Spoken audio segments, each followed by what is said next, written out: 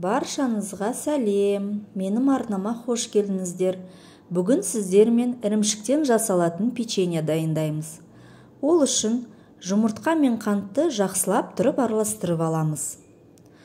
Осы араласқан жұмыртқа мен қанттың үстіне үй температурасында жақсы еріген сары майды қосамыз.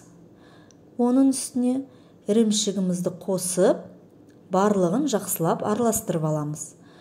Қалауымызша дәмін келтіру үшін ванилин қоссаңыздар болады. Ұнға қопсытқышты қосып араластырып аламыз да, ірімшіктің үстіне салып, барлығын жақсылап араластырып, қамыр илеп аламыз. Қамырымыз өте жұп-жұмсақ болып шығады. Бірақ дайын болған қамырымыз қолға жабыспауы керек. Осы қамырды 2-3 сантиметр қалыңдықта жайып аламыз. Мінеки қалыңдығы мынандай болу керек.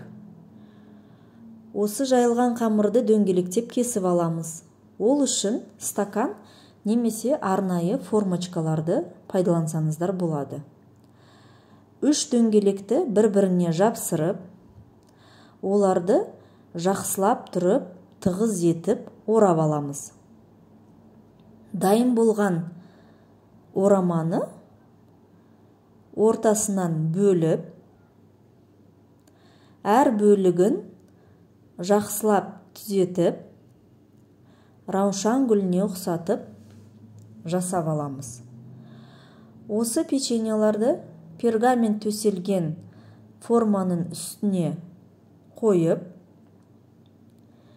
180 градус температурада 20-25 минут пісіріп аламыз. Мінеки достар, біздің печеньеміз дайын болды. Менің арнама тіркеліп, лайк басуды ұмытпаймыз.